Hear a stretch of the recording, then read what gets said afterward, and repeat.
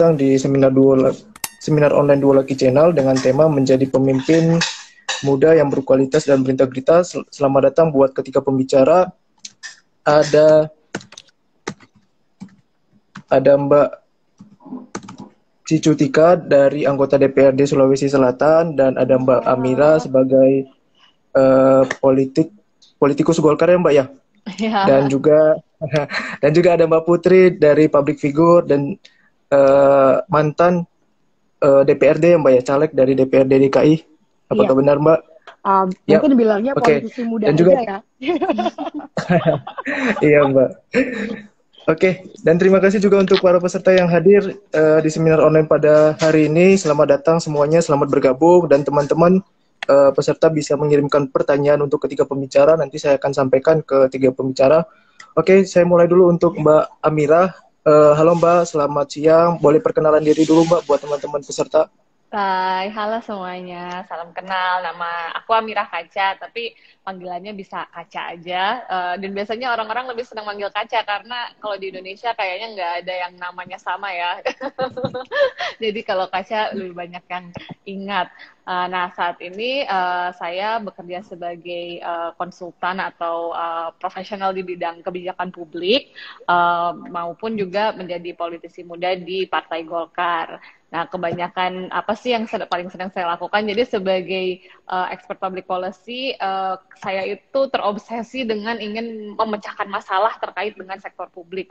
Jadi apa yang saya lakukan biasanya bekerja sama dengan pemerintah-pemerintah daerah ataupun kementerian, jadi sebagai konsultan yang membantu mereka untuk melakukan reformasi birokrasi dan juga mengimprove sistem. Nah, dalam beberapa tahun terakhir saya juga senang sekali bisa berpartner dengan politisi-politisi yang untuk bisa membantu mereka juga membangun daerah mereka maupun untuk bisa menjadi representasi yang lebih baik.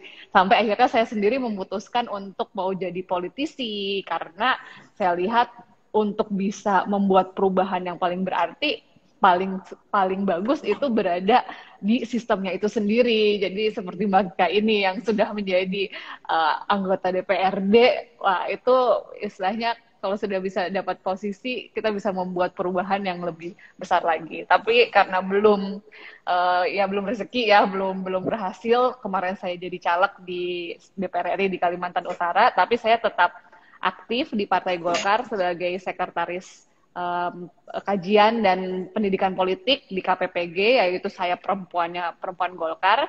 Dan saya sangat passionate ya untuk memberikan pelatihan maupun memberikan kesempatan untuk mengembangkan diri baik untuk politisi muda maupun perempuan, karena dua kelompok inilah yang masih kurang muncul di panggung politik nasional saat ini. Ya kurang lebih seperti itulah. Dan dalam waktu dekat saya juga lagi mau melakukan studi S3, jadi mudah-mudahan bisa juga mengambil karir sebagai akademisi selanjutnya. Kalau untuk profil saya sekian segitu sih. Saya mau dengar dari Mbak Putri dan Mbak Kika yang aku yakin pasti track record-nya tuh sangat brilian dan amazing nih. Aku juga ingin cepet-cepet dengar. Oke, baik Mbak. Oke, kita langsung ke pertanyaan saja Mbak. Tema kita kan menjadi pemimpin muda yang berintegritas dan berkualitas, dan terima kasih juga atas perkenalannya Mbak untuk peserta yang hadir pada hari ini. Menurut Mbak sendiri, pandangan Mbak sendiri tentang pemimpin muda yang berkualitas bagaimana Mbak? Sebelum aku ngejelasin, aku boleh gak dengar perkenalannya yang lain? Oke, saya akan mulai lagi. Karena kan kita mainnya ini Mbak, untuk pembicara pertanyaan dihabiskan dulu. Tapi perkenalan dulu. Untuk Mbak Putri, silakan Mbak, boleh diperkenalkan diri buat teman-teman peserta. Oke, selamat siang semuanya. Halo, apa kabar? Semoga dalam keadaan yang sehat walafiat dan pastinya semangat di tengah pandemi ini. Perkenalkan, nama saya Putri Bilanova. Teman-teman, kakak-kakak sekalian bisa panggil aku Bila. Karena kalau Putri katanya udah banyak banget yang nama Putri, mungkin bisa dipanggilnya Bila. Jadi Putri yang mana? Putri Bilanova. Basic saya penyanyi sekaligus musisi. Umur 25 tahun. Dan mulai beranjak ke kuliah, saya lulusan Paramadina Hubungan Internasional yang seharusnya saya melanjutkan studi ilmu politik, tapi tidak dilanjuti untuk ngambil magisternya karena saya menjatuhkan hati ke partai politik dan akhirnya memberanikan diri untuk maju ke Pileg 2019 kemarin. Jadi bisa dibilang saat ini saya aktif di kegiatan partai dan kebetulan juga saya staf ahli fraksi Partai Nasdem di DPRD DKI Jakarta. Kegiatan saya hari-hari pastinya masih bernyanyi, masih membuat karya-karya pastinya, dan saat ini sedang fokus untuk perekrutan teman-teman muda dan juga penyuluhan buat anak-anak muda di DKI Jakarta, khususnya pengenalan terhadap partai politik dan juga apa sih pentingnya politik untuk anak-anak muda, terutama untuk anak-anak yang sangat apatis terhadap pemerintahan. Nah, di sini tugas saya sebagai Wakil Ketua Bidang Milenial dan Pemilih Pemula di DKI Jakarta Partai Nasdem, saya bergerak untuk menginformasikan, men-sharing pengalaman saya selama kurang lebih 5 tahun belakang di Partai Nasdem untuk memberikan motivasi-motivasi kepada teman-teman muda di Jakarta agar mau melek politik. Dan itu salah satu program yang saya lagi garap di teman-teman Partai Nasdem untuk ngajak anak-anak muda untuk mapol alias melek politik. Begitu, Kakak. Oke, baik Mbak Putri, terima kasih atas perkenalannya. Setelah ini Mbak Tika, boleh Mbak perkenalan diri dulu Mbak? Baik, terima kasih. Assalamualaikum warahmatullahi wabarakatuh dan selamat siang, salam sejahtera untuk kita semuanya. Untuk Kakak Putri dan juga mohon maaf Kakak Kaca. yang teman dari Golkar, mohon izin. Saya mungkin yang paling jauh, saya Kusel dari Makassar. Nama saya Dr. Gikani Rahmatika Dewi. Orang biasanya manggil nama saya Cicu untuk lebih mudah dan lebih akrab. Tika juga boleh, mana-mana aja. Saya senang. Kebetulan sama kayak Kakak Putri, sama-sama dari Partai Nasdem. Kita belum pernah ketemu ya. Iya, belum ketemu Kak. Kita dengar dan lihat sepak terjangnya Kakak Putri di mana-mana luar biasa lah ya, mendampingi teman-teman fraksi DKI top banget. Ini saya sebagai Ketua Partai Nasdem Kota Makassar. Alhamdulillah juga ini adalah periode ketiga saya di DPRD Provinsi Sulawesi Selatan. Dan beberapa organisasi kepemudaan dan perempuan ada yang saya ikuti. Mungkin singkatnya seperti itu, aktivitas harian sebagai seorang ibu dan sebagai istri serta sebagai seorang politisi. Ya, kurang lebih seperti itulah pengenalan singkatnya.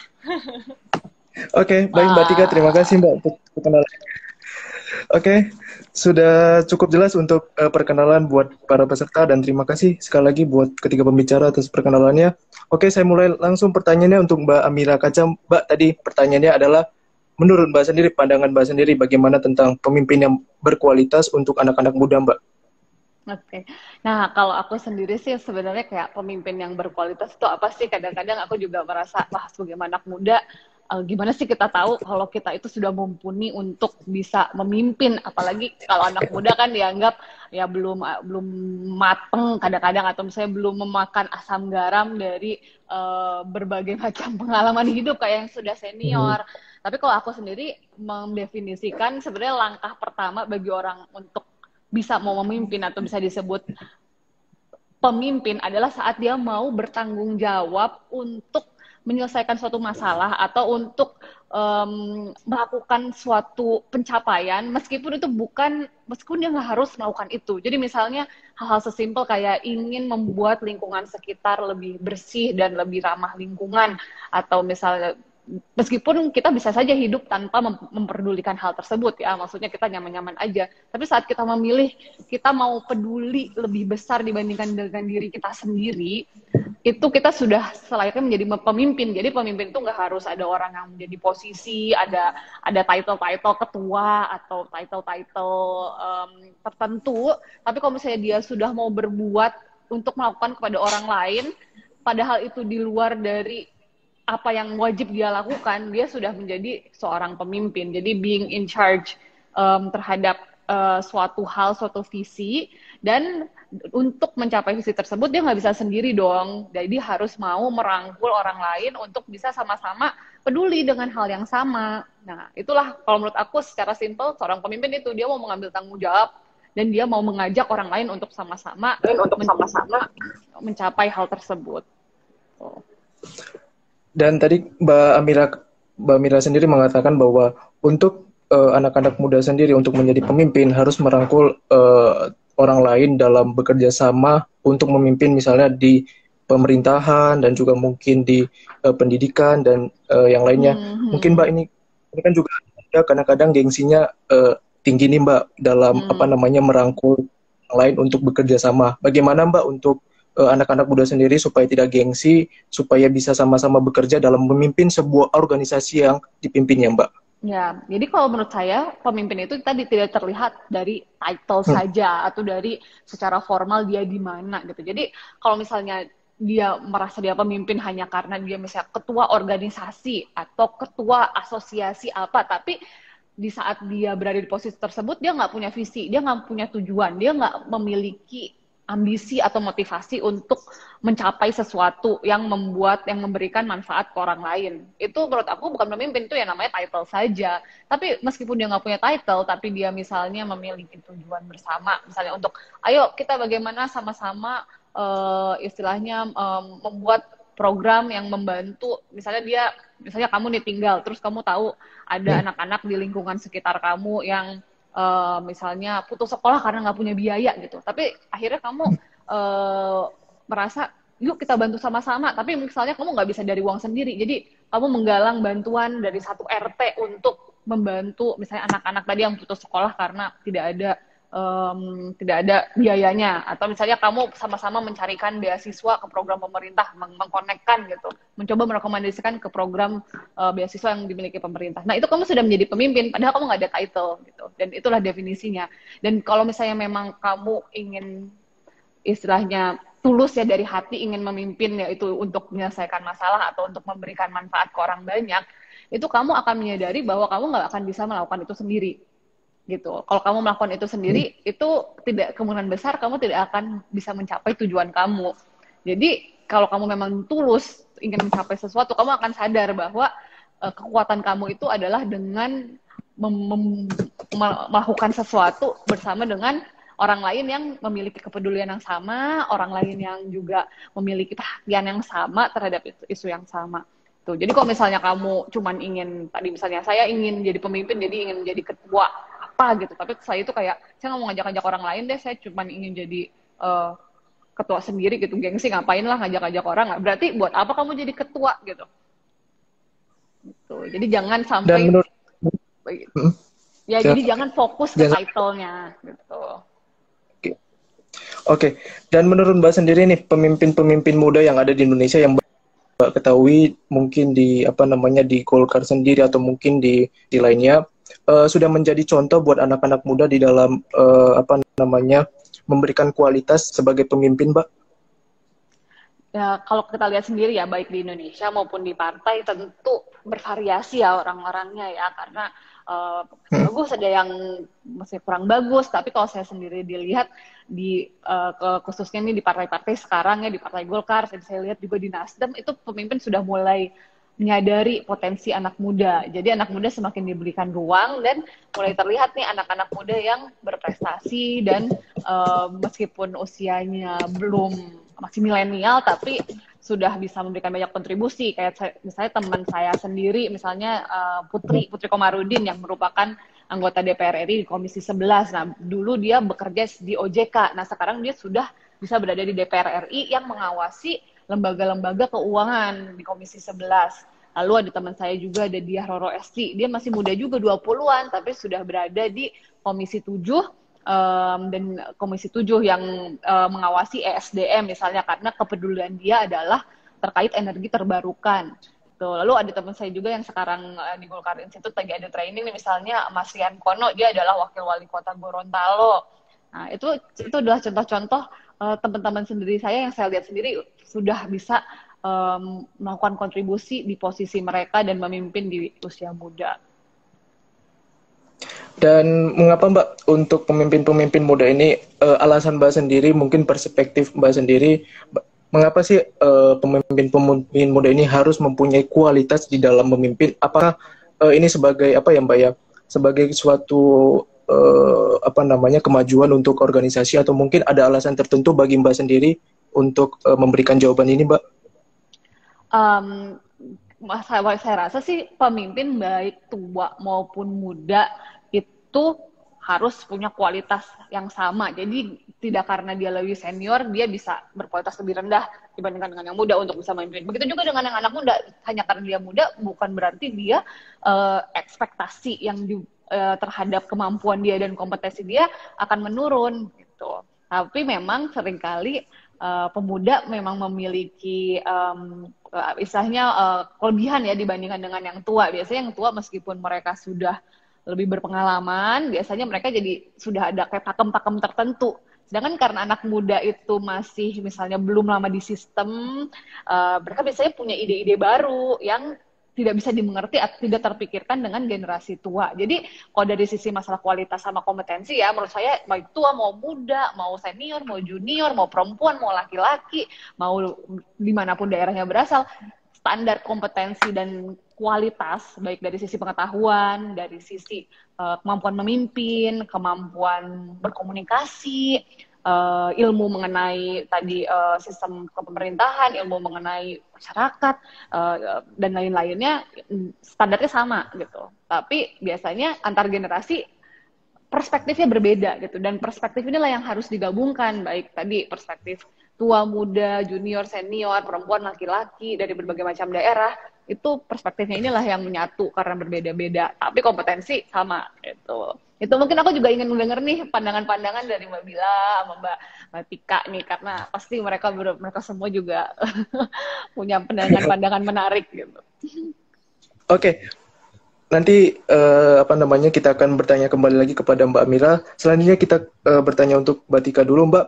Untuk Mbak Tika sendiri, Mbak kan punya pengalaman di parlemen sendiri dan juga mempunyai cara-cara menjadi pemimpin yang berintegritas di Sulawesi Selatan sendiri. Bagaimana Mbak? Menurut Mbak sendiri apa sih pemimpin muda yang berintegritas, Mbak? Iya.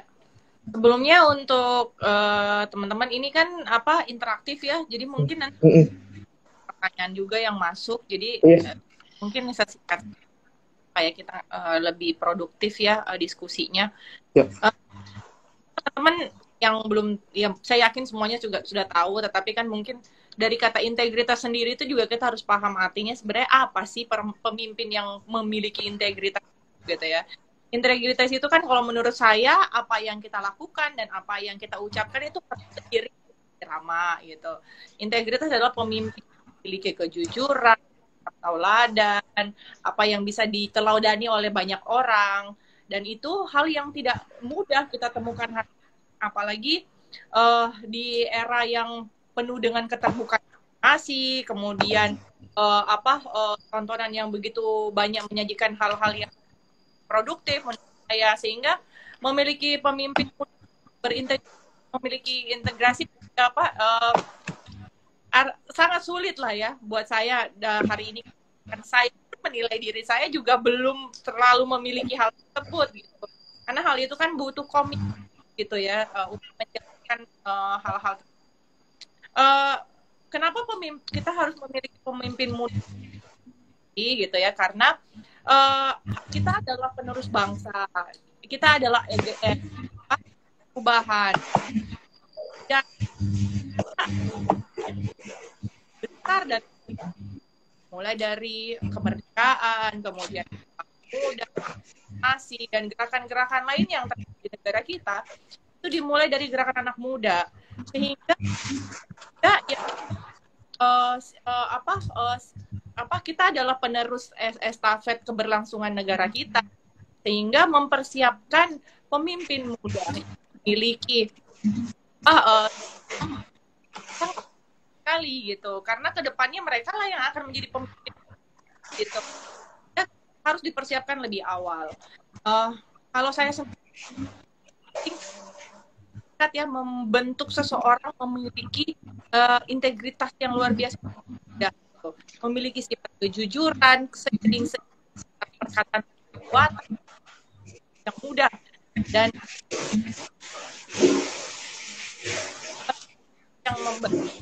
yang paling penting adalah keluarga dulu deh.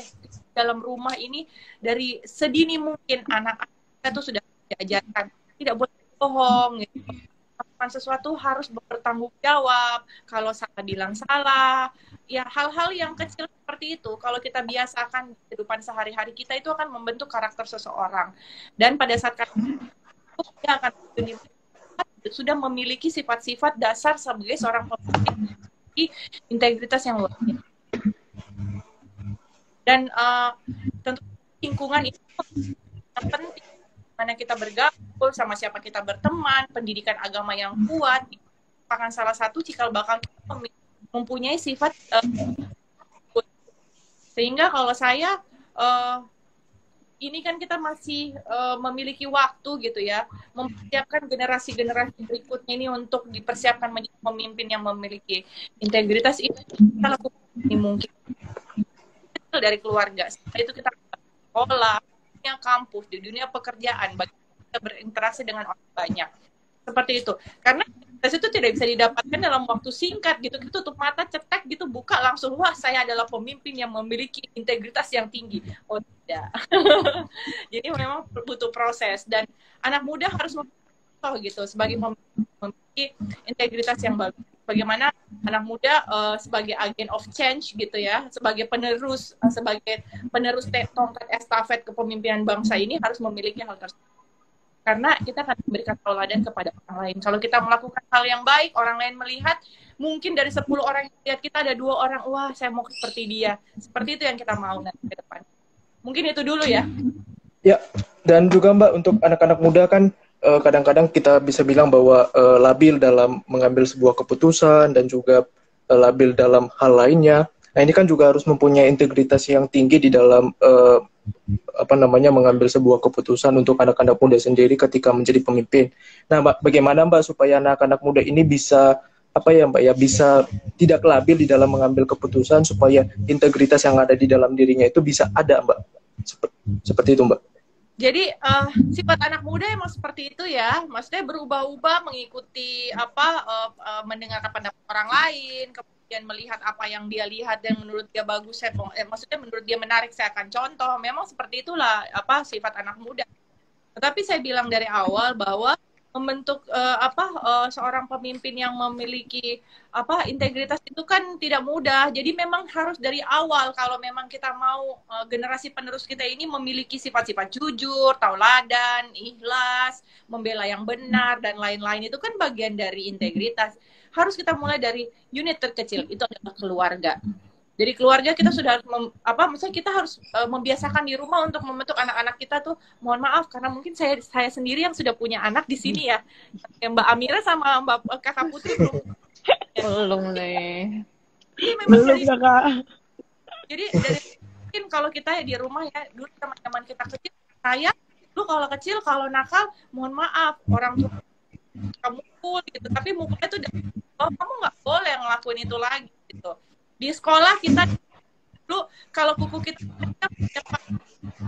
kuku dari supaya kita nggak melakukan hal yang sama, nggak buat kukunya panjang karena banyak kuman kalau kamu makan. Hal-hal kecil seperti itu kita menjadi karakter gitu yang itu contoh saja. Kalau integritas tidak bisa dimiliki hanya dalam waktu yang sekejap, itu dibangun dari awal gitu. Mulai kita kecil. Kalau kamu bohong, kamu akan mendapatkan hukuman. Selalu berkata jujur di rumah. Kalau salah gitu. Ada tanggung jawab yang harus, setiap kamu melakukan kesalahan, kamu harus mempertanggungjawabkan hal tersebut. Itu sudah harus dibangun dari mulai anak gitu. Kemudian masuk di dunia sekolah, di dunia kampus, dunia pekerjaan, organisasi, dan lain-lain.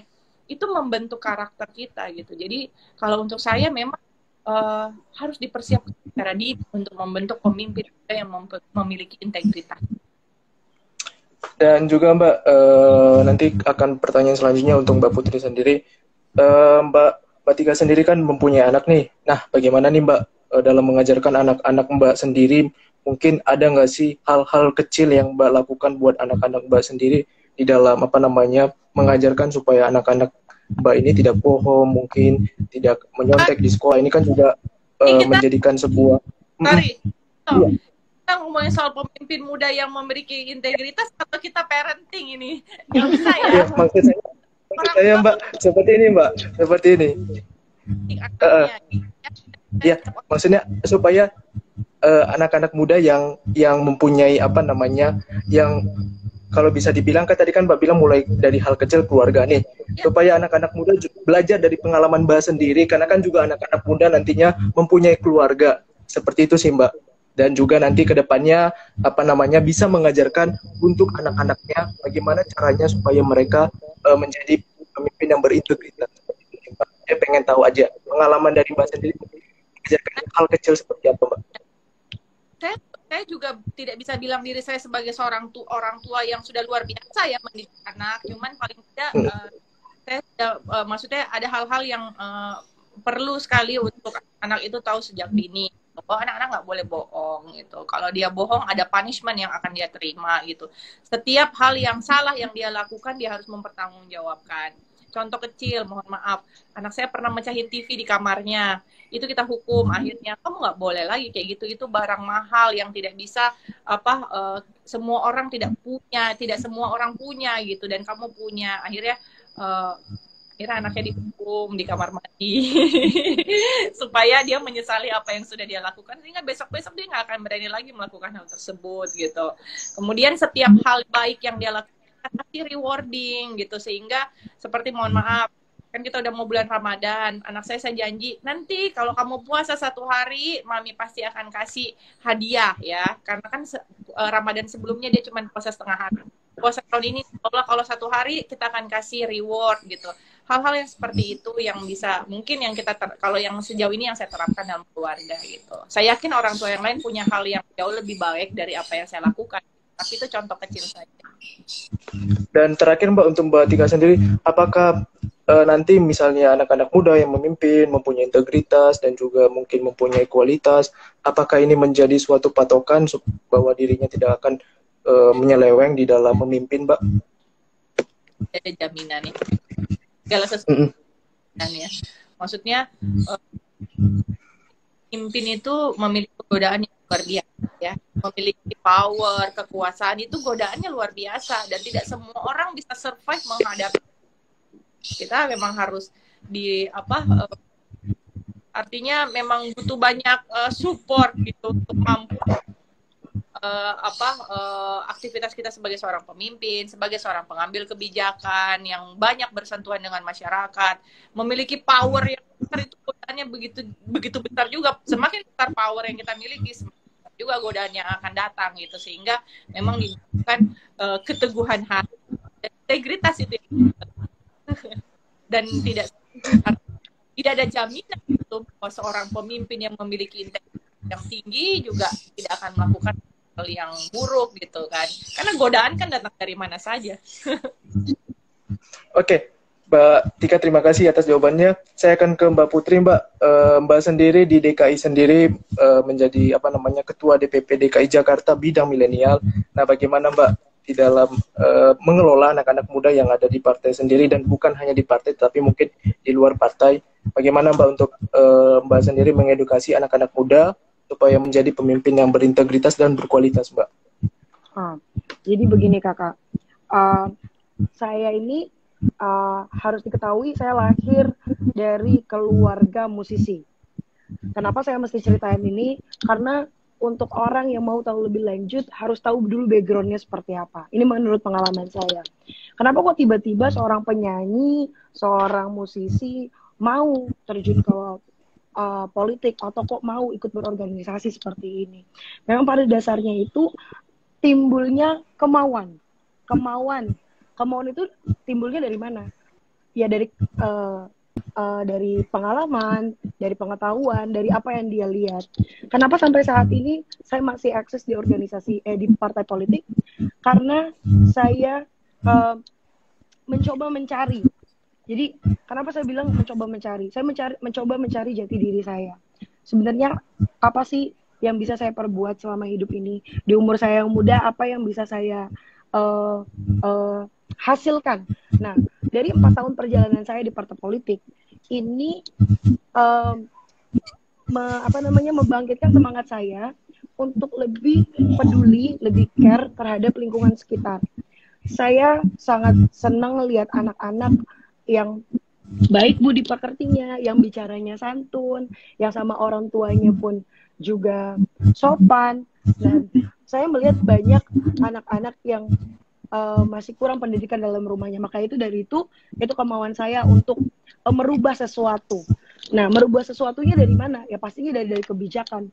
Bagaimana saya bisa mengambil mendapat andil alih untuk mengambil kebijakan? Ya masuk dalam sistemnya itu sendiri. Seperti dari Kak Ca tadi bilang, bagaimana mau dapat perubahan? Bagaimana negara ini bisa berubah menjadi lebih baik? Ya kita masuk ke dalam sistem itu sendiri dan kita ikut berkembang dan ikut berproses dalam jalannya sistem itu sendiri. Nah, saya sebagai anak muda dulunya mungkin bisa dikatakan di underestimate oleh orang-orang di masyarakat. Kenapa? Mungkin karena background saya yang sebagai musisi rambut pirang ke sana kemari, terus ini anak perempuan mau jadi penyanyi atau mau jadi anggota dewan kok kayak begini. Tapi saya tunjukkan, Ibu, Bapak, teman-teman sekalian, saya hari ini ada di sini untuk membantu Bapak dan Ibu. Untuk apa? Ya untuk mendapatkan kehidupan yang jauh lebih bagus. Nah, dari situ saya mendapatkan kepercayaan dari orang-orang yang memilih saya. Di sini saya mau tekankan, kalau teman-teman muda, gimana sih caranya untuk menjadi seseorang yang berintegritas, menjadi seorang yang berkualitas, atau mungkin mau menjadi pemimpin? Ya diilhamin saja dulu arti integritas itu sendiri apa, arti berkualitas itu sendiri apa. Rubahlah pribadi kita dulu sebelum kita bisa memimpin orang-orang lain.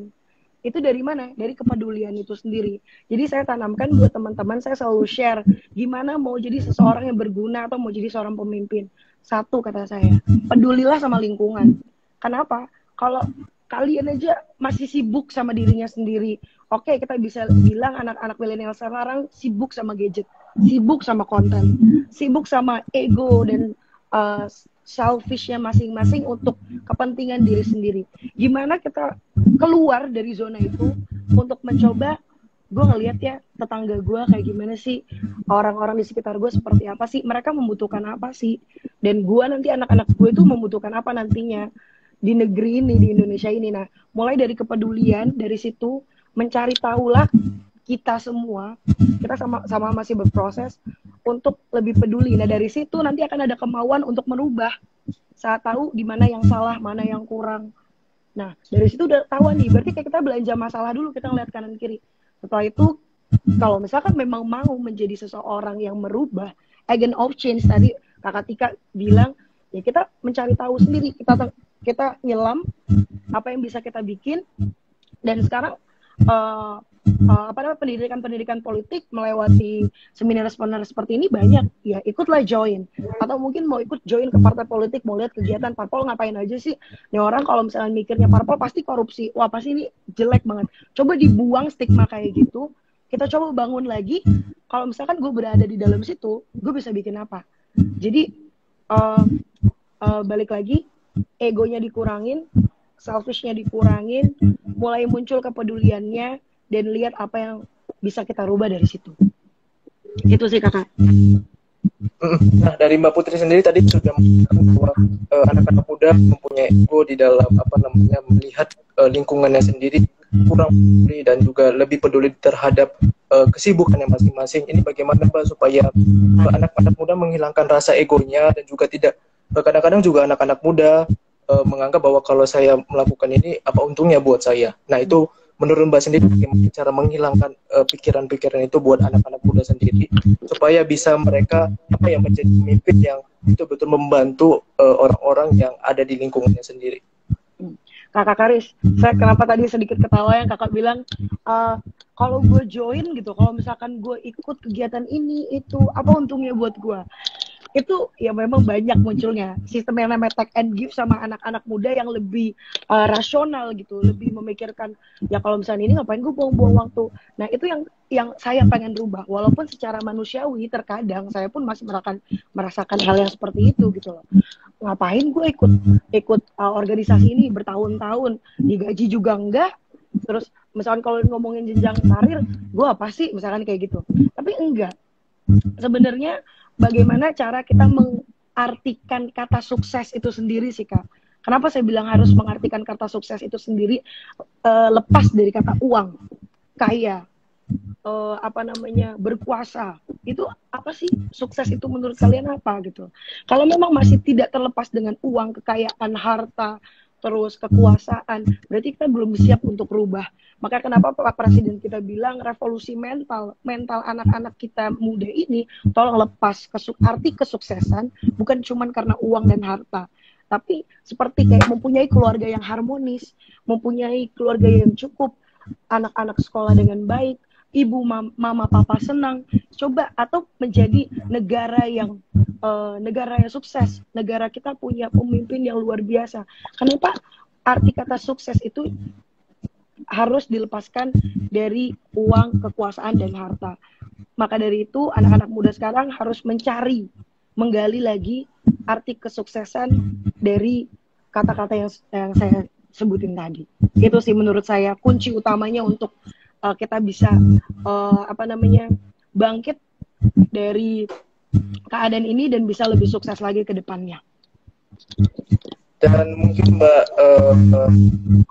sendiri mungkin punya kebijakan sendiri di partai, bagaimana caranya untuk mengelola anak-anak muda yang ingin belajar dari partai sendiri, Partai Nasdem sendiri. Jadi saya akan juga menanyakan ke Mbak Mira untuk Partai Golkar sendiri, bagaimana cara sendiri untuk mengelola anak-anak muda ini, karena kan di tahun yang akan datang anak-anak muda akan menggantikan pemimpin-pemimpin yang sebelumnya. Nah, bagaimana kebijakan apa sih yang diambil dari partai sendiri atau mungkin dari Mbak Putri sendiri di dalam mengambil kebijakan untuk mengelola anak muda ini, Mbak? Kalau misalkan dari saya sendiri mengambil kebijakan mungkin belum. Tapi kalau misalkan program-program yang saya bawa dari partai, dari bidang saya pasti ada. Cuman kalau kita berbicara tentang dari partai, apa sih yang bisa merangkul anak-anak muda untuk bisa tahu, lebih paham perpolitikan di Indonesia, apa itu partai politik, lebih ke dasar-dasarnya. Partai Nasdem itu punya namanya Akademi Bela Negara. Nah, di situ adalah orang-orang yang anak-anak muda dalam kasih umurnya, saya kurang tahu, dari umur kuliah kalau nggak saya 17 sampai 18 sampai dengan 40 yang baru join itu bisa ikut pelatihan pendidikan di Akademi Bela Negara. Ini dari seluruh Indonesia punya kuota dan punya tempat untuk merekomendasikan siapa-siapa saja yang bisa ikut dalam kegiatan ini. Nah, kegiatan ini sudah berlangsung kurang lebih 2 tahun, namun karena pandemi kita stop dulu dan mudah-mudahan insya Allah ke depannya sudah bisa dibuka lagi.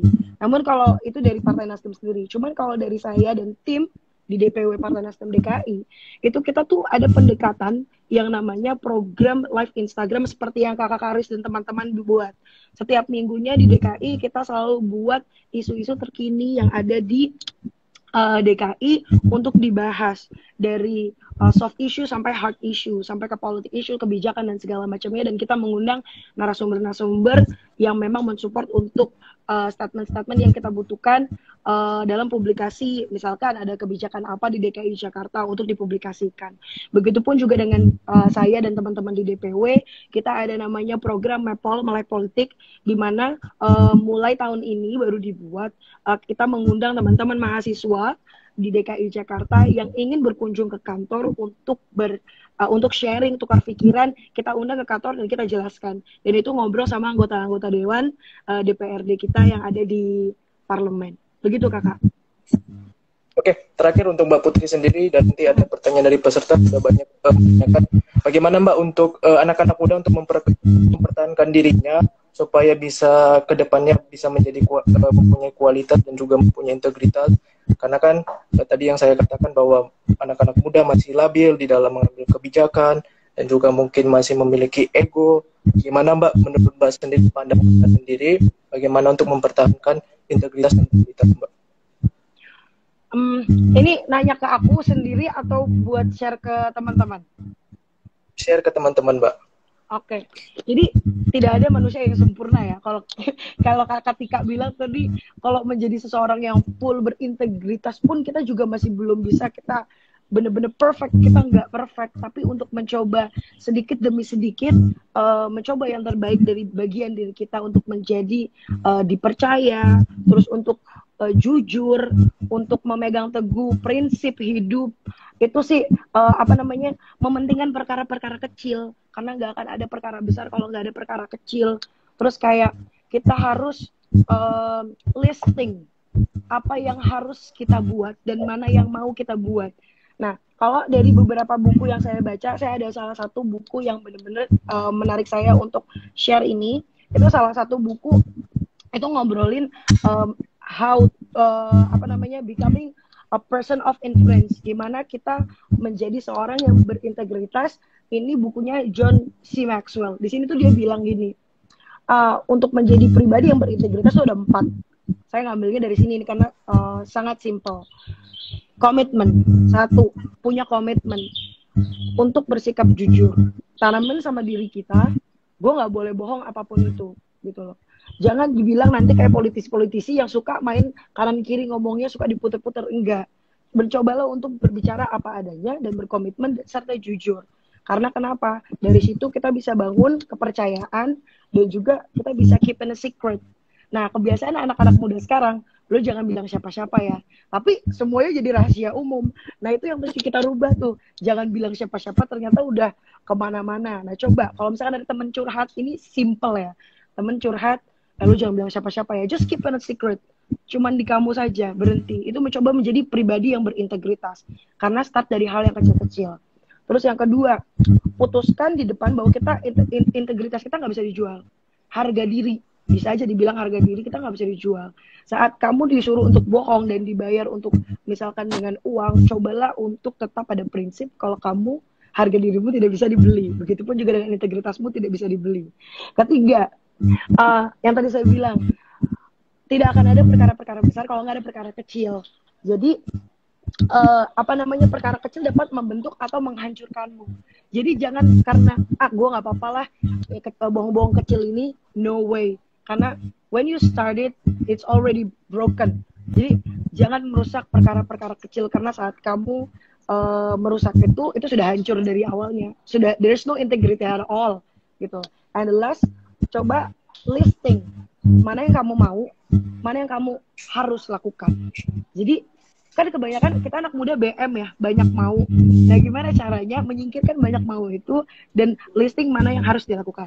Itu sih, itu 4 key-nya buat aku. Oke, baik Mbak Putri, terima kasih atas jawabannya dan juga jawab pertanyaan dari peserta. Ini Mbak ada pertanyaan dari Kaila. Dia mau tanya, bagaimana anak muda yang anti politik? Ini sangat banyak buat anak muda yang ingin terjun ke politik, tapi dia mungkin bagaimana melihat sikap anak-anak muda yang masih anti politik, Pak. Halo, segera saya ya. Halo, salam kenal. Ada Riza yang menanyakan bagaimana kalau anak muda yang anti politik, sama ada juga dari Midat Habibi ya. Halo, salam kenal. Terima kasih pertanyaannya. Kalau dari saya sendiri, sebenarnya jadi di Golkar seperti yang tadi saya ceritakan, kita ada akademi juga ya, lembaga untuk mendidik kader-kader kita untuk bisa menjadi kader yang kompeten. Kita ada yang namanya Institut Golkar. Nah, di sini kita dilatih, tapi mungkin konsepnya ada beda dengan Akademi Bela Negara ya. Kita khusus menjadi sekolah pemerintahan dan kebijakan publik. Jadi fokus dari program di Golkar ini lebih ke pembangunan kompetensi pengambilan kebijakan dan leadership serta manajemen. Nah, kita tuh baru kedatangan salah satu pemateri yang sangat expert dan juga sangat mengerti politik Indonesia, namanya Pak Burhanuddin Muhtadi ya. Jadi dia itu telah melakukan survei terkait persepsi anak muda di politik. Jadi dia sudah berbicara tentang data ya. Hasil dari survei tersebut sangat menarik. Karena meskipun asumsi kita adalah anak muda itu skeptis terhadap politik, anti politik, tidak mau berpolitik, tapi sebenarnya findings dia itu justru kontradiktif dari itu. Jadi sebenarnya anak muda itu lebih peduli dengan politik. Mereka tuh sebenarnya sangat kritis dan malah lebih kritis daripada generasi yang lebih tua. Tetapi memang benar mereka belum tidak suka bergabung di sifatnya politik yang sifatnya praktis atau bergabung di wadah-wadah politik formal yang selama ini lebih banyak menggayat yang anak generasi tua. Tapi apakah mereka buta politik? Sebenarnya tidak. Mereka sebenarnya sangat kritis. Nah, tapi justru bagaimana menyalurkan kekritisan itu dan memadukan itu ke wadah-wadah formal yang bisa istilahnya menyalurkan kekritisan mereka menjadi suatu hasil keputusan politik. Nah, ini adalah tugas-tugas kami di partai politik, gimana agar anak muda yang sebenarnya lebih kritis, lebih memiliki banyak ide, nggak sungkan untuk mau mengkontribusikan itu dan bergabung ke wadah-wadah politik formal gitu. Jadi kontradiksi, apakah anak muda anti politik? Kalau berdasarkan data, meskipun terlihat mereka anti, tapi sebenarnya mereka tidak anti, mereka lebih kritis. Dan ini juga merupakan tren yang kami anggap positif ya, karena dibandingkan dengan generasi tua yang memang sebenarnya lebih mementingkan patronase ya. Jadi patronase itu adalah di saat politik itu adalah saya dukung kamu, tapi kamu bisa bantu saya apa, atau saya mau bantu tapi tolong dong saya punya keinginan ini, jadi kayak ada transaksi gitu. Kalau yang paling parah patronase itu adalah meminta vote buying atau pembelian suara. Tapi kalau anak muda mereka lebih ideas based, jadi itu ada satu tren lagi yang membuat yang positif ya terkait sebenarnya anak muda dan politik. Namun memang jadinya karena mereka ideas based dan melihat bahwa realita politik yang saat ini jauh dari ekspektasi mereka jadi sedikit ada skeptisme untuk politik formal atau politik praktis. Jadi tugas kita adalah ya memberitahukan kepada anak muda bahwa ya memang realita politik yang saat ini ya kita nggak bisa bohong ya, masih banyak yang perlu diperbaiki. Tapi kalau misalnya memang anak muda yang memang tadi lebih kritis, lebih mementingkan ide dan lebih idealis, mau juga bergabung ke wadah-wadah formal ini, kita bisa memperbaiki ini bersama-sama, kita bisa bersih-bersih ini bersama gitu. Jadi jangan karena melihat ini tidak ideal, tidak sesuai dengan idealisme mereka, dengan banyak hal yang mereka kritik, mereka jadi malah lebih menjauh, tapi justru dengan kekritisan itu, ayo mendekatlah ke wadah-wadah formal ini gitu. Dan saya suka sekali pertanyaan dari Mirdad Habibi ya, terkait tadi bagaimana sih pemimpin muda dapat merangkul golongan yang usianya jauh lebih tua. Ini penting sekali karena kalau misalnya kita masuk ke suatu organisasi yang memang sudah memiliki senior-senior, kita harus membawa diri kita dengan baik ya. Dan menurut saya ini adalah ada timbal balik ya antara generasi muda dan generasi tua. Hubungan itu memang seharusnya bentuknya mentorship. Jadi yang muda sendiri memang harus memiliki humbleness ya. Kita harus bisa memiliki kerendahan hati sebagai anak muda untuk masih bisa banyak belajar ke generasi yang lebih tua. Karena mereka lebih senior, mereka tentu sudah memiliki lebih banyak pengalaman gitu. Kadang-kadang kita anak muda tuh biasanya naif dan idealis gitu ya. Kadang-kadang punya ide bagus dan merasa kayak kenapa sih nggak pernah dilakukan ini, padahal orang tua sudah tahu apa saja tantangannya. Nah, kita harus memiliki kerendahan hati untuk belajar dari yang lebih senior. Di satu sisi juga memang yang senior juga harus memiliki rasa tanggung jawab untuk melakukan regenerasi gitu. Jadi jangan sampai senior itu merasa karena ingin terus di atas, dia nggak mau anak muda ini naik. Padahal pemimpin yang paling baik itu adalah pemimpin yang bisa meregenerasi. Jadi hubungan yang namanya mentorship ini tuh sangat penting di politik. Jadi dari yang muda belajar ke yang lebih tua, dari yang lebih tua harus mau membimbing yang lebih muda, karena keberhasilan dia itu bukan hanya dia bisa memimpin di pucuk kepemimpinan, itu belum selesai tugas dia.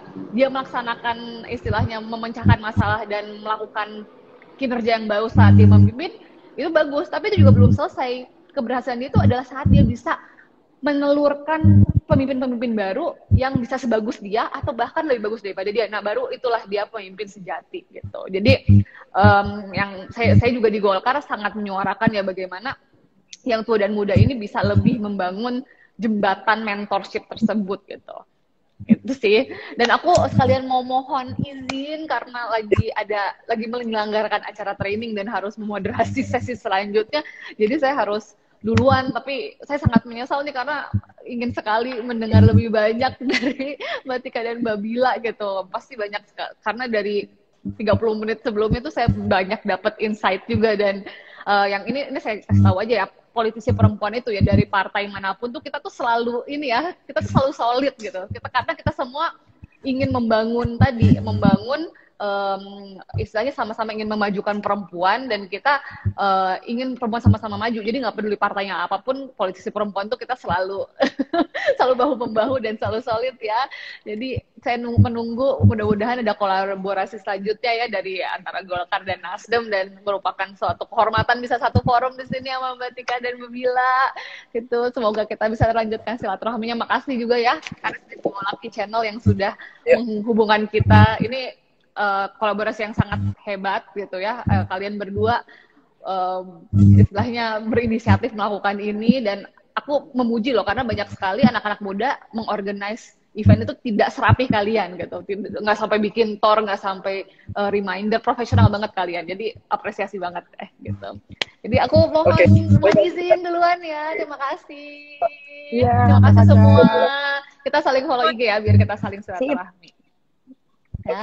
Baik Mbak, terima kasih. Oke, untuk Mbak Tika sendiri Mbak, pertanyaan selanjutnya untuk Mbak Tika, bagaimana Mbak untuk tadi pertanyaan dari sebentar saya harus cari dulu Mbak, dari Mbak Mirdad, lanjutkan jawaban dari Mbak Amira. Ini kan Pak parlemen sendiri juga apa namanya politik juga muda di parlemen DPRD Sulawesi Selatan. Bagaimana merangkul orang-orang yang lebih tua dari Mbak di dalam bekerja sama mengambil sebuah kebijakan mungkin, dan mungkin bekerja sama di dalam hal lainnya. Bagaimana Mbak cara Mbak sendiri untuk merangkulnya? Tadi suaranya agak putus jaringan jelek ya. Ya. Coba saya ulangi lagi Pak untuk pertanyaannya. Pertanyaannya seperti apa? Sebenarnya saya mau, kalau yang udah join di ketua fraksi DKI dari Kakak Wibi udah join nih. Jadi saya perlu ulang kami bahwa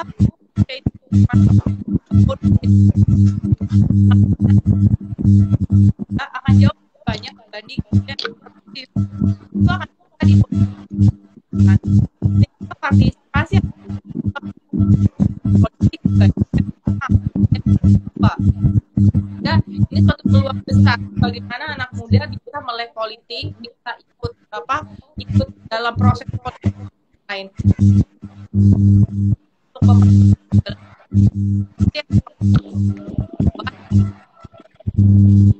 kemudian dengan pendidikan politik konon kepada bahwa politik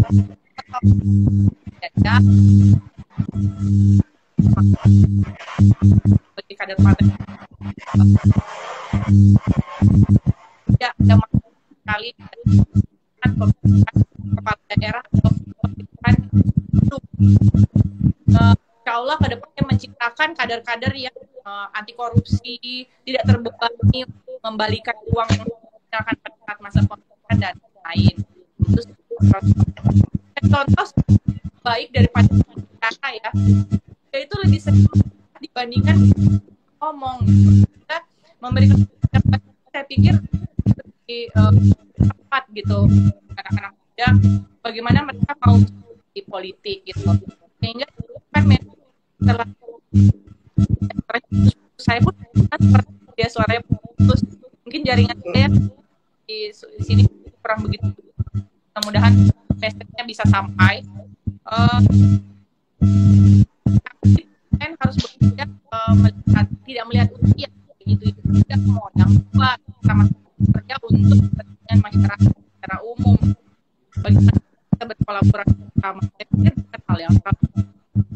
Sebenarnya bagaimana kita menjalin komunikasi, memperlihatkan kerja yang baik bahwa anak muda itu walaupun kami pengalaman, kami mau belajar dan kami bisa bersama. Sehingga itu saya pikir kepada politisi yang lebih tua itu mereka akan jauh menerima gitu. Dia bertanya, oh ini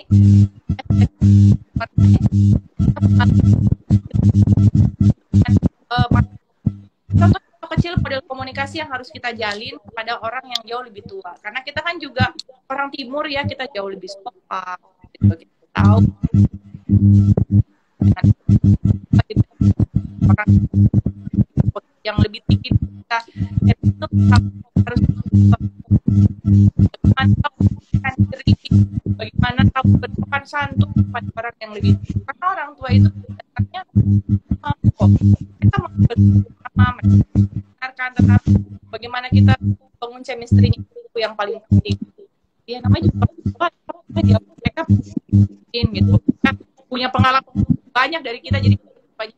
Kalau seperti ini kira-kira jalan keluarnya seperti apa ya, dan memperlihatkan etos kerja gitu, bahwa kita mau belajar, kita paham masalahnya gitu, sehingga mereka juga akan mau bekerja sama dengan seperti itu sih sebenarnya. Ini berdasarkan experience ya, berdasarkan pengalaman pribadi, karena terus terang kami pasti tahu politik itu perempuan itu jumlahnya tidak terlalu banyak, sehingga kami termasuk minoritas kelas 2 gitu ya. Tapi tidak partai Nasdem, tentu saja kita partai yang ramah kepada perempuan. Tetapi pada saat terjun di aktif memang anak muda, wah pada sebelah mata itu banyak, sehingga kita benar-benar harus memperhatikan diri. Kita akan sampaikan persoalan apa yang sedang kita hadapi gitu. Tidak langsung terjun bebas tanpa ada bekal sama sekali seperti itu. Ini benar-benar sulit saya rasa, karena berdasarkan pengalaman yang saya miliki, orang yang lebih usianya lebih tua pun mereka mau kok bekerja sama dengan kita paham itu bagaimana alur. Oke, dan Mbak Putri sendiri berarti ada pertanyaan lagi dari Kak Rija. Apa kita berarti, sorry saya potong, apa kita keluar dulu terus di invite lagi, atau saya keluar dulu atau di invite lagi, soalnya suaranya emang benar-benar ngedengung terus ya, kayak dung-dung gitu. ya. boleh Oke, aku keluar. Ya, boleh keluar dulu semuanya aja, nggak apa-apa, di invite lagi Pak. alright. Bagus ya. Oke. Semuanya dapat bilang suara nggak jelas. Nanti di invite ulang ya supaya lebih enak ngobrolnya. Ya, nanti saya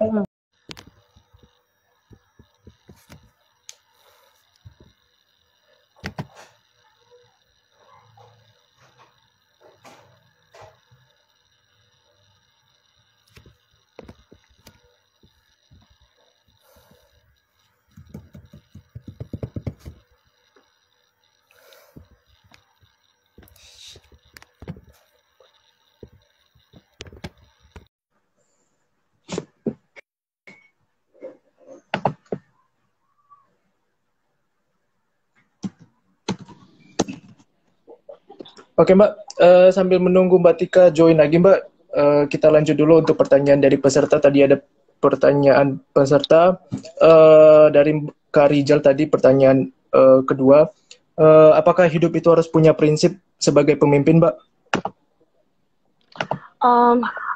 Sebenarnya ini pertanyaan yang sulit juga ya. Kalau misalkan nanya terhadap pribadi saya, kalau saya sendiri punya prinsip menjadi pemimpin, ya kenapa enggak? Itu kalau misalkan bertanya sama saya atas jawaban pribadi saya. Kalau misalkan setiap orang punya potensi untuk menjadi pemimpin, kenapa tidak diolah lagi? Kenapa tidak didalamkan lagi? Karena kenapa? Karena yang namanya garis tangan itu nggak ada yang tahu, cuma Tuhan yang tahu. Jadi tugasnya manusia untuk mencari sebenarnya kita nyamannya menjadi apa dan harus seperti apa dalam menindak sesuatu. Jadi kalau misalkan saya bilang, apakah manusia harus punya, apakah kita anak muda harus punya prinsip sebagai pemimpin? Kalau kalian merasa kalian punya potensi di situ, dan lanjutkan. Gitu Kakak Haris. Oke. Kembali lagi ke Mbak Tika sendiri. Mbak, tadi ada pertanyaan dari peserta, sempat hilang karena kita live semua. Mungkin pertanyaannya ini adalah bagaimana teman-teman yang di parlemen sendiri, mungkin anak-anak muda ingin belajar dari teman-teman yang ada di parlemen, bagaimana sih memulai dari awal untuk menjadi pemimpin? Boleh di-share dulu Mbak untuk anak-anak muda yang akan duduk nantinya di parlemen. Aduh, gimana ya? Saya sebenarnya tuh nggak punya pengalaman yang banyak ya. Mohon maaf. Saya mungkin kayak Putri ya. Putri tadinya musisi gitu, terus tiba-tiba di politik. Saya kurang lebih. Saya dokter gigi. Kemudian saya juga mantan penyiar radio di salah satu radio swasta di Makassar. Tapi masih kalau bawa acara. Waduh.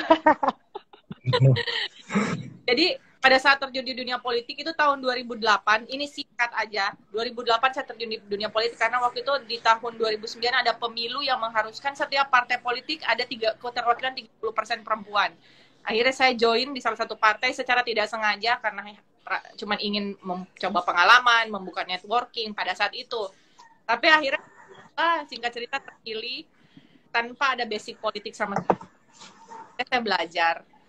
Saya waktu itu sampai cuti kuliah karena saya mau concern di situ untuk mempelajari bagaimana sih sebenarnya menjadi seorang legislator yang baik gitu. Saya cuti kuliah waktu itu, saya benar-benar belajar, melihat, mendengar, banyak baca, banyak pokoknya benar-benar concern untuk bagaimana menjadi seorang anggota DPR pada saat itu. Di situ asal mulanya. Jadi yang saya cuma pengen bilang buat teman-teman yang mungkin pengalamannya masih punya banyak waktu, nggak seperti saya yang langsung terjun bebas gitu tanpa ada persiapan.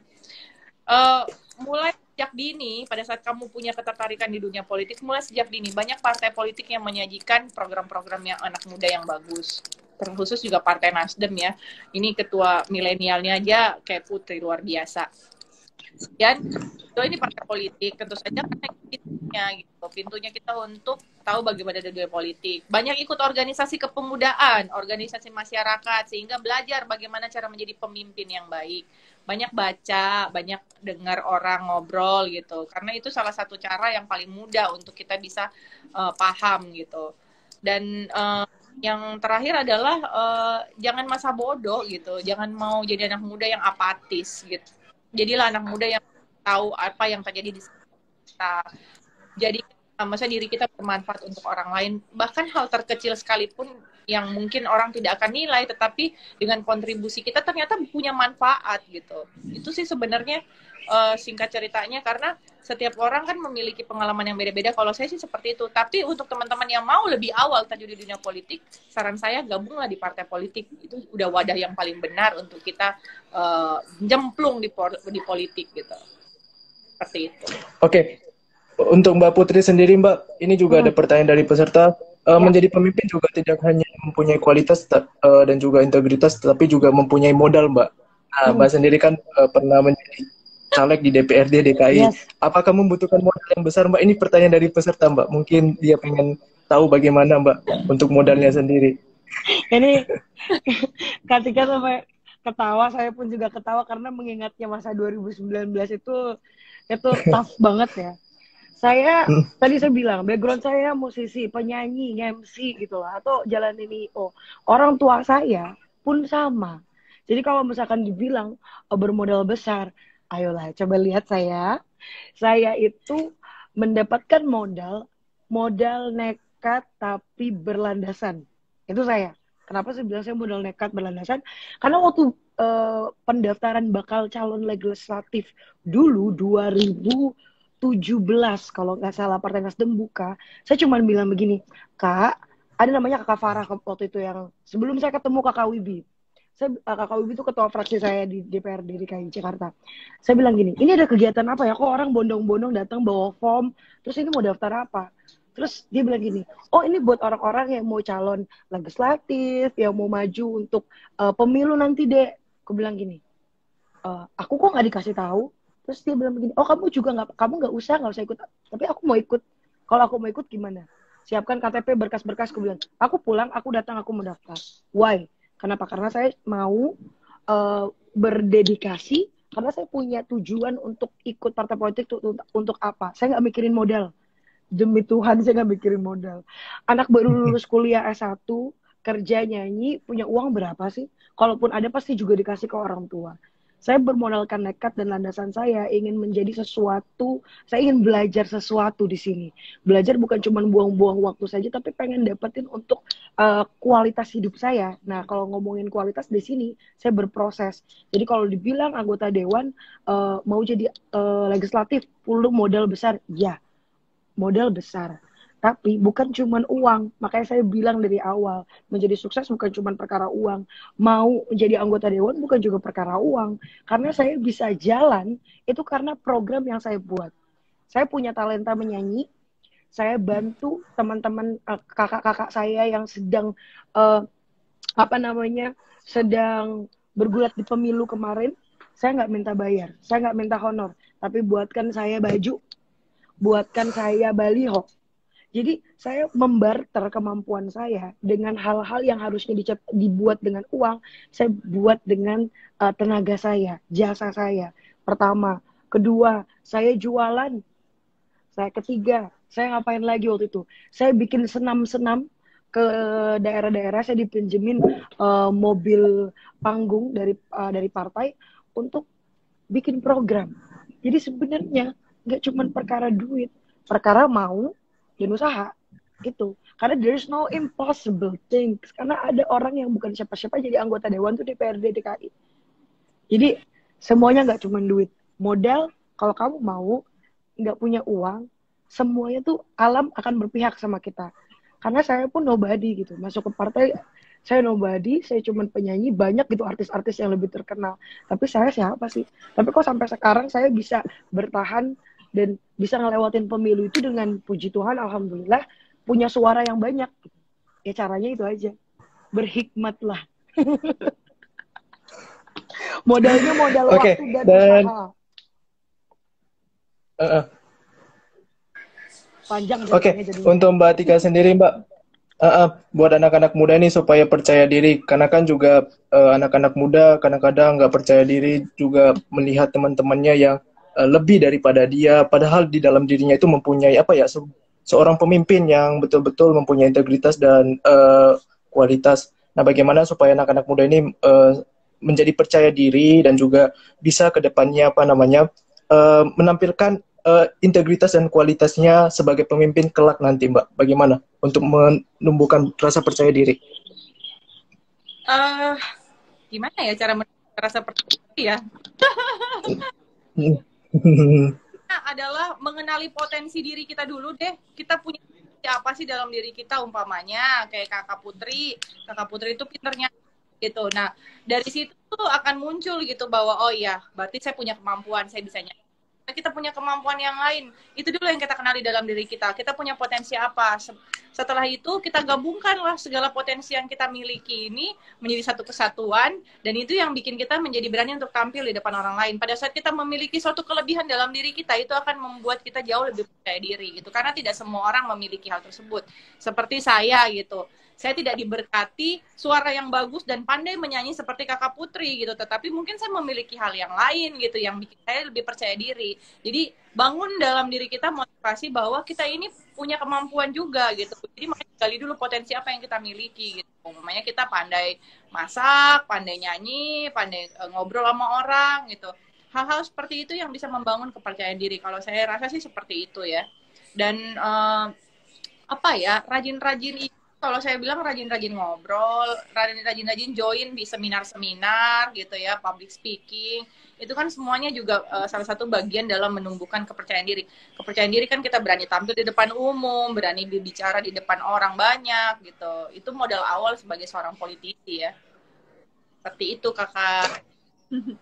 Oke, untuk Mbak Putri sendiri ada pertanyaan dari Kak Babes, nama Instagramnya, bagaimana atau langkah apa yang dilakukan untuk menghilangkan paradigma masyarakat tentang money politik, Mbak?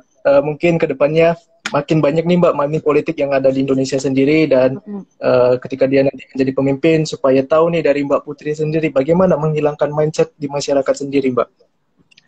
Sebenarnya itu kan kita dapat kebiasaan, apa namanya, istilah money politik itu turunan ya, turunan. Memang kita lahir ini sudah ada yang seperti itu. Pertama, permasalahannya saat orang menjalankan salah satu, dia punya apa ya namanya, salah satu cara kerjanya ada money politik, coba diturunkan ke masyarakat, masyarakatnya terima apa enggak? Kalau tidak ada transaksi, tidak akan ada money politik. Jadi bagaimana cara merubah mindsetnya? Jangan terima uangnya. Harga diri saya nggak bisa dibeli, suara saya nggak bisa dibeli. Itu yang saya bilang, jadilah manusia yang punya integritas. Karena yang punya integritas itu bukan cuma pemimpin, manusia as a person, kita harus punya integritas. Gimana caranya merubah stigma itu? Jangan terima. Karena there is no transaction at all, there is no money politik. Kalau misalkan nggak ada transaksi, ya nggak ada. Simple banget kan? Dan untuk Mbak Tika sendiri, bagaimana Mbak untuk anak-anak muda ke depannya menjadi pemimpin untuk menerima kekurangan dan kelebihan teman-temannya ketika nanti dia jadi pemimpin dan mungkin dia mempunyai bawahan supaya sama-sama saling menerima dan juga supaya saling bekerja sama di dalam suatu organisasi yang dia pimpin seperti itu Mbak. Ya, setiap orang kan memang memiliki kelebihan dan kekurangan masing-masing, itu yang harus kita sadari gitu ya. Belajar yang paling penting pertama itu adalah belajar untuk bekerja bersama teamwork gitu, karena tidak ada segala sesuatu yang bisa kita selesaikan secara sendiri gitu, apalagi di sebuah organisasi gitu. Pandai-pandailah mendelegasikan tugas, membagi pekerjaan bersama, karena kesuksesan itu tidak bisa kita raih sendiri kalau kita bicara dalam sebuah perusahaan ya, dalam pekerjaan, organisasi, itu harus dilakukan secara bersama-sama. Sehingga memang ada dalam satu kelompok gitu, ada orang kan memiliki kelebihan dan kekurangan. Umpamanya yang satunya pandai bikin PowerPoint, yang satunya pandai bicara, yang satunya pandai cari bahan. Itulah semua kalau disatukan bersama itu akan menjadi sebuah kekuatan yang besar gitu. Jadi untuk saya sih sebenarnya bukan hal yang terlalu sulit ya untuk kita bisa berbagi tugas gitu, belajar mendelegasikan tugas, bagi tugas gitu, belajar mempercayai orang lain. Apalagi kalau kita bekerja dalam suatu teamwork gitu. Gitu. Dan untuk Mbak Putri sendiri, apakah dari peran dari pemuka agama sangat penting di dalam membuat pola pikir anak muda menjadi pemimpin yang berintegritas dan berkualitas, Mbak? Apakah peran penting dari pemuka agama sangat penting di sini, Mbak? Kalau menurutku pribadi, ya pastinya kalau berbicara tentang agama kan berarti berbicara tentang akhlak. Bagaimana kita menjadi manusia yang baik. Ya pastinya begitu. Untuk menjadi seorang pemimpin pun harus mempunyai sikap yang baik, harus punya kejujuran, harus punya bisa menganyum orang banyak. Begitupun yang diajarkan di semua agama. Jadi tokoh agama, pemuka agama ya penting untuk melandasi diri kita sendiri sebelum menjadi pemimpin dan setelah menjadi pemimpin, sehingga do and don'ts-nya sebagai manusia yaitu bisa terpagari dengan baik sih, menurutku itu sih. Kakak Putri ya, bagaimana Mbak? Semangat ya, Kakak Rusdi Mase. Wah, ada kakak ketua ini, waduh.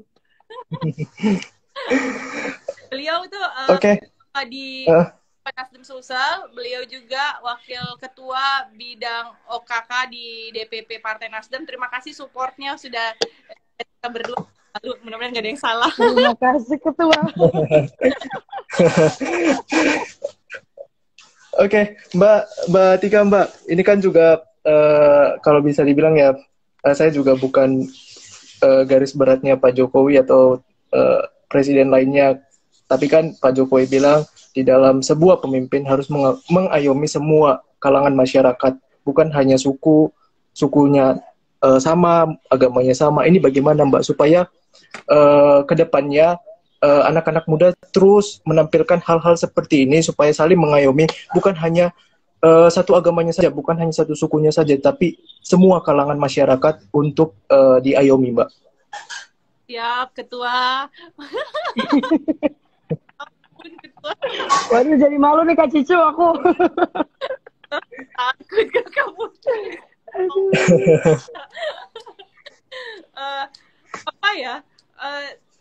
Kita Indonesia ini kan multi ya, pluralisme ya, banyak agama dan lain-lain, saling toleransi di antara satu sama lain itu dijunjung tinggi dari zaman nenek moyang kita, alhamdulillah sampai sekarang. Jadi kalau ada yang mencoba gitu memecah belah kita gitu, sebagai anak muda kita harus tidak boleh mudah terpengaruh gitu. Kita harus pandai-pandai lihat yang mana yang benar, mana yang salah gitu. Kita harus benar-benar jangan cepat-cepat, karena mohon maaf ya, itu kan gampang sekali terpengaruh gitu ya. Jangan sampai mudah terpengaruh oleh isu-isu yang tidak benar gitu. Dan yang paling penting adalah kita sepakat yang Pak Jokowi sampaikan bahwa pemimpin itu harus bisa mengayomi semua orang tanpa memandang suku, tanpa memandang agama gitu. Itu yang paling penting, memberikan contoh gitu. pemimpin yang baik adalah pemimpin yang mampu memberikan contoh kepada banyak orang gitu. Jadi kalau dia menyampaikan bahwa saya akan mengayomi semua orang, ya itu akan dia tunjukkan dan orang lain akan appreciate dengan apa yang dia lakukan. Itu sih kalau saya. Dan untuk Mbak Putri sendiri, Mbak, banyak sekali pertanyaan dari Kak Riza sendiri. Mungkin dia kedepannya akan menjadi seorang parlemen. Bagaimana cara menjadi anggota parlemen, Kak? Mungkin, waduh, Mbak Putri kehilangan sinyal. Mungkin nanti ke Mbak Tika aja sambil menunggu Mbak Putri masuk lagi. Bagaimana caranya supaya menjadi anggota parlemen, Mbak? Bagaimana, Mbak? Sepertinya sama ya. Tadi saya sudah sampaikan bahwa yang paling penting yang pertama adalah join dulu partai politik. Kalau kamu ingin menjadi seorang politisi, kemudian kamu ingin menjadi seorang anggota parlemen, join dulu di partai politik. Banyak partai yang sekarang kan partai sudah cukup banyak, tetapi mohon maaf saya di sini harus mempromosikan partai saya bahwa Partai Nasdem adalah salah satu partai terbuka dan tanpa memandang golongan agama, semua orang bisa join. Kita rekrutmen terbuka gitu. Kemudian juga kita adalah partai perempuan, nggak usah bilang Partai Nasdem sampai di tingkat provinsi dan kabupaten kota. Dan buat di kota, provinsi, RI. Kemudian juga kami adalah salah satu partai yang no mahar, itu yang tadi saya sampaikan. Itu salah satu branding kita bahwa politik itu tidak harus segala sesuatunya bicara soal uang. Karena mau nyalek di Partai Nasdem, mau jadi pimpinan daerah di Partai Nasdem itu nggak perlu bayar mahar. Cukup memiliki kemampuan dan memiliki integritas yang tinggi untuk komitmen kepada masyarakat. Seperti itu. Jadi jalan pertama adalah harus masuk partai politik dulu. Nah setelah itu di dalam partai politik sendiri kita akan punya networking yang luas gitu untuk bicara politik, untuk tahu bagaimana menjadi anggota DPR dan lain-lain. Itu semua akan kita dapat di partai. Jadi, dan juga Mbak di sebuah organisasi mahasiswa juga dan di sekolah OSIS. Nah betul. Ini kan juga banyak sekali pemimpin-pemimpin muda ingin ingin menjadi contoh buat teman-temannya sendiri, Mbak. Apalagi kan bukan hanya integritas, bukan hanya kualitas, tapi mungkin ada hal lain nggak sih, Mbak, supaya pemimpin-pemimpin yang ada di OSIS, di organisasi mahasiswa, menjadi contoh buat teman-temannya sendiri, Mbak? Saya pikir itu dia menjadi pemimpin dalam satu organisasi, tentu saja dia memiliki kualitas yang bagus gitu ya. Di organisasi manapun, tidak mungkin seseorang dipilih sebagai pemimpin apapun di suatu organisasi kalau dia tidak memiliki kemampuan yang mumpuni gitu. Jadi saya pikir itu baru lah ya, mau jadi ketua OSIS, mau jadi ketua senat gitu, ketua BEM, ya itu harus memang memiliki hal yang jauh lebih banyak, kemampuan yang jauh lebih besar dibandingkan lain.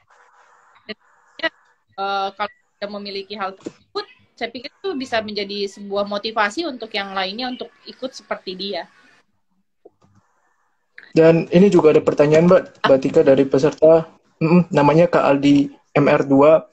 Mungkin bisa lebih dipertajam Kak, bukan saja soal teknis tapi lebih kepada persiapan apa yang mesti dipersiapkan untuk terjun ke dunia politik. Dari Kak Aldi MR2. Persiapannya ya, itu semuanya bisa kami dapatkan semuanya politik ya, persiapan segala sesuatu dari A sampai Z. Mungkin sebelum jadi partai politik ya ikut banyak-banyak pemudaan, organisasi kemasyarakatan, kemudian organisasi tips karena kalau on my experience, pengalaman saya tidak siapkan itu semuanya pada saat saya terjun bebas di dunia politik, sehingga dalam perjalanan saya harus mulai menata dari awal, belajar dari awal. Pada saat saya sudah terjun, saya baru mulai. Nah, mumpung baru sekarang udah ada niat untuk terjun di dunia politik, persiapan mulai sedini mungkin dari sekarang. Banyak-banyak ikut diskusi seperti ini nih. Salah satu media ya untuk banyak mendengarkan pengalamannya orang, termotivasi dengan apa yang orang sudah lakukan, ikut organisasi dan ya dunia partai politik. Kalau saya waktu itu sih sebenarnya banyak baca juga, banyak lihat berita, banyak pengalamannya orang. Zaman saya dulu tahun 2008 teknologi tidak seperti sekarang, kita sudah bisa berdiskusi lewat sosial media seperti ini. Dulu kita nggak harus hadir seminar, kemudian juga kita harus baca buku. Kalau sekarang kan akses informasi begitu terbuka lebar sehingga memudahkan kita untuk menyerap informasi untuk diri kita sendiri gitu. Seperti itu Aldi gitu ya. Tapi kunci utamanya adalah harus join di partai politik karena di situ pintunya. Oke, Mbak, sebelumnya mohon maaf kita live dulu sebentar karena tidak bisa menginvite Mbak Putri, nanti saya undang lagi bagaimana Mbak? Maaf, ini waktunya tinggal. Bisa nih sebenarnya Mbak Putri karena dia tadi ngomongnya maaf wifi-nya tadi mati. Iya. Saya tidak bisa menginvite-nya Mbak. Mungkin saya harus membuat live IG baru. Seperti itu supaya bisa menginvite Mbak Putri. 10 menit lagi kita akan selesai kok Mbak. Oke, sip. Oke.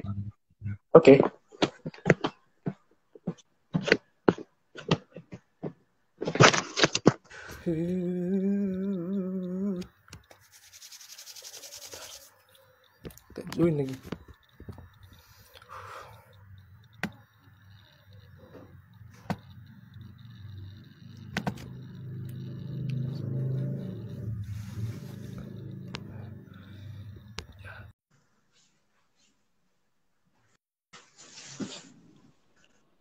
Kakak Haris, teman-teman, mohon maaf tadi sebelumnya tadi wifi-nya mati, makanya saya kebingungan tadi. Iya, nggak apa-apa Mbak, nggak apa-apa. Ini tadi menyambung, ya sinyal Mbak Putri terputus. Tadi menyambung pertanyaan dari peserta juga, karena kan juga Mbak pernah menjadi caleg di DPRD DKI. Bagaimana Mbak untuk menjadi anggota parlemen Mbak? Tadi ada pertanyaan dari peserta, sudah dijawab oleh Mbak Tika, mungkin Mbak Putri bisa menambahkan sedikit.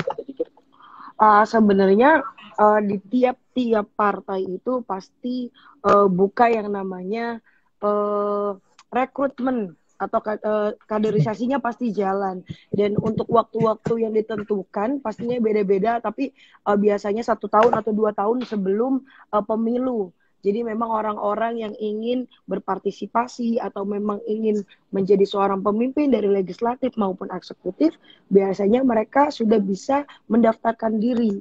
Nah, kalau misalkan di Partai Nasdem sendiri itu secara terbuka untuk siapapun. Nah, kalau misalkan berbicara tentang partai lain, saya nggak bisa jawab karena saya nggak tahu, saya nggak pernah berpengalaman di situ, dan partai pertama yang saya join yaitu di Partai Nasdem. Dan di situ ada namanya program Nasdem Memanggil. Nah, teman-teman bisa kepoin di websitenya Partai Nasdem sendiri. Kalau misalkan memang mau dari Partai Nasdem, di situ ada Nasdem Memanggil, dan di situ siapapun bisa, dan bisa dikategorikan sebagai bakal calon legislatif atau bakal calon eksekutif sesuai dengan keinginan dan kemampuan serta yang tersedianya saat itu tuh apa, maksudnya apakah sudah ada calonnya atau belum gitu. Kalau misalkan menjadi seorang legislatif sendiri, ya bisa dari bacalek Nasdem Memanggil itu sendiri sih. Kalau teknisnya seperti itu, begitu Kakak Karis. Oke, untuk Mbak Tika sendiri, ini juga untuk masyarakat sendiri, bahwa di Indonesia mempunyai pilkada dan juga pemilu Mbak. Nah, bagaimana supaya masyarakat lebih cerdas di dalam mencari pemimpin-pemimpin yang berkualitas dan berintegritas? Mungkin Mbak Tika sendiri punya tips-tips untuk masyarakat bisa memilih pemimpin seperti ini Mbak. Jadi partisipasi pihak sih sebenarnya, bagaimana masyarakat bisa ikut serta gitu dalam memilih pemimpinnya, baik itu di pilkada ataupun di. Jadi partai politik juga harus mempersiapkan kader-kader terbaik ya untuk jadi pilihan masyarakat. Jadi sajikan calon-calon yang memang menjadi pilihan masyarakat. Jangan hanya sekedar saja disimpan di situ, tetapi persiapkan bahwa calon-calon caleg kita ini adalah orang-orang yang memiliki kualitas yang pantas pilih gitu. Jadi memang partai politik harus mempersiapkan kader-kader yang terbaik untuk bertarung di setiap kontestasi pesta demokrasi. Kemudian peran pemerintah adalah mensosialisasikan gitu bagaimana masyarakat harus menggunakan hak pilihnya gitu, karena hak pilihnya ini akan menentukan kelangsungan 5 tahun mendatang gitu, baik itu di daerah ataupun di parlemen itu sendiri gitu. Dan penyelenggara pemilu, penyelenggara pilkada juga harus memberikan pelayanan yang terbaik seperti pendataan yang benar, kemudian surat undangan harus sampai tepat waktu. Banyak hal yang harus dipersiapkan untuk mempersiapkan sebuah kontestasi pemilihan baik itu kepala daerah ataupun legislatif dengan baik dan benar, sehingga masyarakat punya keinginan untuk partisipasi dalam event tersebut. Kalau saya seperti itu ya, memang masyarakat pun, mohon maaf, kita aturan di Indonesia itu tidak artinya masyarakat memiliki hak memilih, gitu. Dia mempunyai hak pribadi memilih siapapun yang dia mau. Tetapi buat mereka itu bukan sebuah kewajiban harus gitu. Kewajiban saya harus datang ke TPS untuk memilih itu buat mereka bukan. Jadi itu tidak tumbuh dalam diri masyarakat. Itu yang harus ditumbuhkan bahwa selain hak yang kamu miliki, kamu juga punya kewajiban untuk menyalurkan hak tersebut. Seperti itu. Oke, untuk Mbak Putri sendiri, apakah seorang pemimpin juga harus mempunyai latar pendidikan S1, S2, S3, dan mungkin ya gelar lainnya lah seperti itu, Mbak? Apakah pemimpin harus membutuhkan latar pendidikan seperti itu, atau mungkin ada yang lain, Mbak, menurut Mbak sendiri? Kalau secara basicnya seorang anggota legislator ya, mau DPRD, DPR RI, DPD, itu usianya minimal 21 tahun. Minimalnya 21 tahun, lulus SMA atau setara. Jadi lulus dengan SMA atau setara, warga Indonesia sehat jasmani dan rohani. Nah, kalau itu syarat dasarnya. Tapi kalau misalkan berbicara tambahan dari saya, nah sesuai dengan tema kita hari ini, pemimpin yang berintegritas dan berkualitas. Nah, di usia itu, misalkan anak-anak muda, entah umur 22, 21, 23, mau menjadi seorang yang berkualitas, itu kan harus menempa ilmu lagi, entah caranya bersekolah, atau melanjutkan studi S2 atau S1 atau S3-nya mungkin gitu. Nah, itu tergantung lagi kembali ke kita bagaimana kita menampung semua ilmu-ilmu, wawasan segala macam untuk persiapan menjadi anggota dewan. Selagi kita merasa kita sudah cukup berisi, cukup berkualitas untuk maju, ya silakan. Karena memang persyaratan dasarnya saja lulus SMA pun cukup untuk menjadi anggota legislator. Umur 21 tahun, lulus SMA. Kalau misalkan memang mau menjadi yang lebih berkualitas lagi, ya tambahlah studi. Kalau memang sudah ketahuan titik fokusnya kemana. Kalau misalkan memang mau jadi politisi, dalamin aja di mana. Misalkan di hukum kah, di ilmu di HI kah, hubungan internasional kah. Ada banyak. Karena kalau misalnya kita bisa lihat kakak Cicu dokter gigi, tapi bisa jadi anggota dewan. Kan nobody knows gitu loh. Jadi sekiranya kamu merasa mau dan mampu, sudah merasa cukup, daftarlah. Dan nggak ada kok apa ketentuan-ketentuan yang ribet untuk itu, enggak. Yang ribet adalah diri kita sendiri untuk merasa dalam tanda kutip, gue udah mampu, saya sudah mampu, dan go ahead gitu loh, silahkan. Lebih begitu sih kakak. Oke, ini terakhir buat Mbak Tika dan Mbak Putri, pertanyaannya sama. Bagaimana Mbak mungkin kasih motivasi buat anak-anak muda supaya bangkit dan bisa muncul ke depannya anak-anak muda yang berintegritas dan berkualitas. Mungkin ada nggak sih Mbak kata-kata motivasi dari Mbak Tika?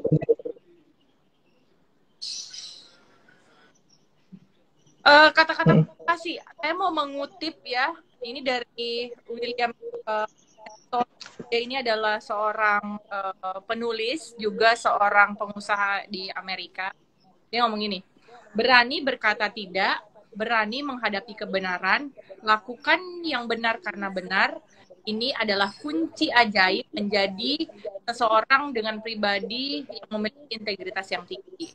Jadi mungkin yang diskusi kita soal berani untuk kata yang sebenar-benarnya. Integritas adalah sejalan antara apa yang kita katakan dengan apa yang kita lakukan dalam implementasi kehidupan kita sehari-hari. Oke, untuk Mbak Putri sendiri, Mbak, terakhir kata-kata motivasi buat anak muda. Kalau kata-kata motivasi buat teman-teman semua, karena saya juga masih muda, Kak Cici juga masih muda, kita semua masih muda. Terlepas dari umurnya berapapun, tapi jiwa kita jiwa muda. Teman-teman, usia boleh masih muda, tapi yang namanya untuk mencoba segala sesuatu yang baru di luar dari kebiasaan kita, itu tidak salah, as long as stay positive. Apalagi untuk mencari tahu kekurangan dan kelebihan kita, itu harus. Dan kita bisa melihat kalau misalkan berbicara kata pemimpin itu sudah menjadi suatu kata yang besar banget. Tapi cobalah lihat kepada pemimpin kita saat ini, Pak Presiden Jokowi, beliau start dari mana? Jadi jangan malu-malu untuk memulai, karena Pak Jokowi dulunya pedagang mebel, yang jadi wali kota Solo, yang jadi gubernur DKI, dan sekarang jadi presiden kita. Dia memulai dari hal kecil. Jadi mencobalah dari hal kecil karena perkara besar tidak akan terjadi saat perkara kecil itu tidak dimulai. Betul. Yes. Oke, baik untuk Mbak Putri dan Mbak Tika, terima kasih atas kehadirannya dan juga terima kasih jawabannya. Seminar ini supaya bisa bermanfaat buat teman-teman yang hadir dan juga kita harapkan anak-anak muda yang menjadi pemimpin yang berintegritas dan berkualitas. Kita doakan supaya ada pemimpin seperti Mbak untuk di tahun 2024 mungkin di tahun yang lainnya. Oke. Amin. Sampaikan salam saya buat teman-teman yang ada di Jakarta dan juga di Sulawesi Selatan, dan sampai ketemu kembali Mbak. Salam sehat dan juga jaga kesehatan selalu, terus di dalam melayani rakyat. Sampai ketemu lagi Mbak. Sampai jumpa. Siap. Terima siang. kasih Kak Cicu, terima kasih Kak Karis, terima kasih. Dadah. Terima kasih semuanya. DKI ya. Siap, salam buat teman-teman di Makassar. Dadah semuanya. Siap, terima kasih. Oke. Baik.